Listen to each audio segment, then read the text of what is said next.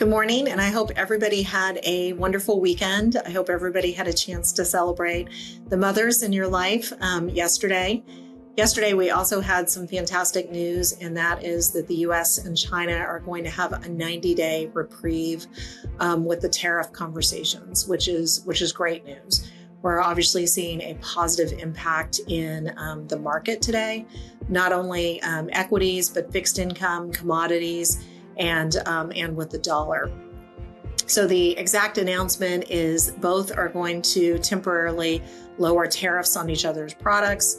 The U.S. is going to reduce its levies from 145% down to 30%, and China is going to reduce its levies from 125% to 10%. So fantastic news. We don't know what permanent policy will be, but the fact that both countries are coming together is very good news. I think the big question that we really have to ask ourselves is what sort of impact will this have to the economy?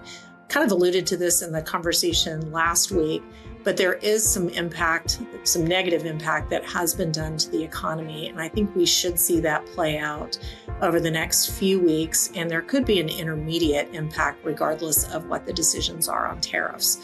So I've had a chance over the last few weeks to talk to several manufacturers. And the companies that I've talked to, they kind of liken this to COVID. All of a sudden, you're in an environment where you don't know what the future holds. And most importantly, you don't know what expenses look like. So are the expenses borne by the manufacturer? Are they borne by the consumer? And the byproduct is people really cut their orders down significantly. The companies cut their orders down significantly. And you're starting to see that come through with the ports now. Some of the ports out in California talk about their business being down 35% year over year. You've definitely seen shipments really decline significantly. A lot of manufacturing companies by nature are fairly levered, and in an environment where rates are higher, they've had to make very difficult decisions. And I do think we're going to see that play out in the economy over the next few months. So again, kind of supply chain issues. And I think the average company has 5 to 6 weeks of inventory on hand. So I think we're going to see that start playing out both in the CPI and in retail sales. So again, the question is, how long will it take us to work through some of these issues? And will the announcement today be enough to positively impact people's ordering moving forward so that we don't have more of an intermediate term impact? So I'm still a little cautious despite the announcement. I think the announcement certainly moves us in the right direction, but there definitely is some concern. We also saw some cracks in in private credit last week. So if you think about private credit, which has been a great asset class and been an area where a lot of people have been moving to, both companies who have started funds in the private credit side, and also a lot of investors have moved to that area.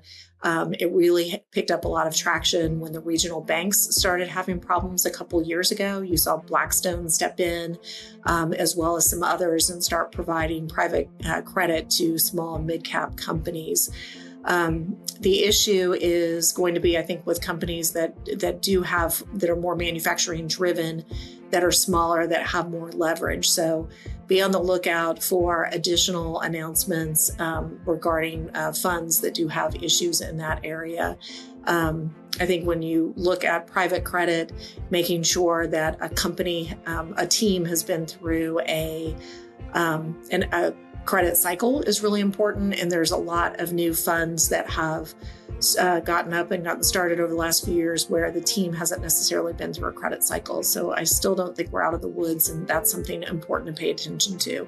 The teams that are really good, I think, do have some opportunities, but I think we're going to see some washout with some teams that have more leverage and have more exposure to areas that are going to be problematic over the next couple months.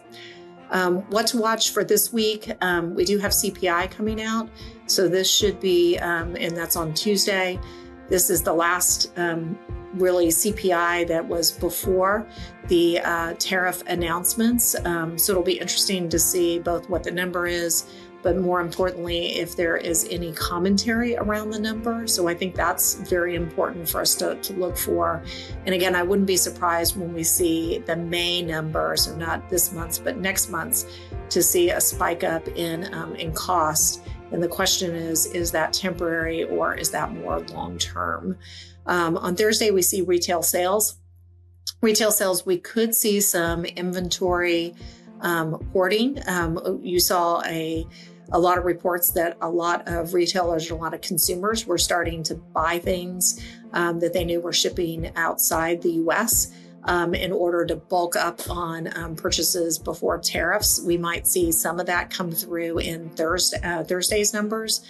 And then again, next month, I think it'll be important to see what the impact is there. So it's great to see the rally today. I do think there's some data points that we need to pay attention to. And I look forward to answering any questions you guys have. Thank you so much. And I hope everybody has a great week. Thank you.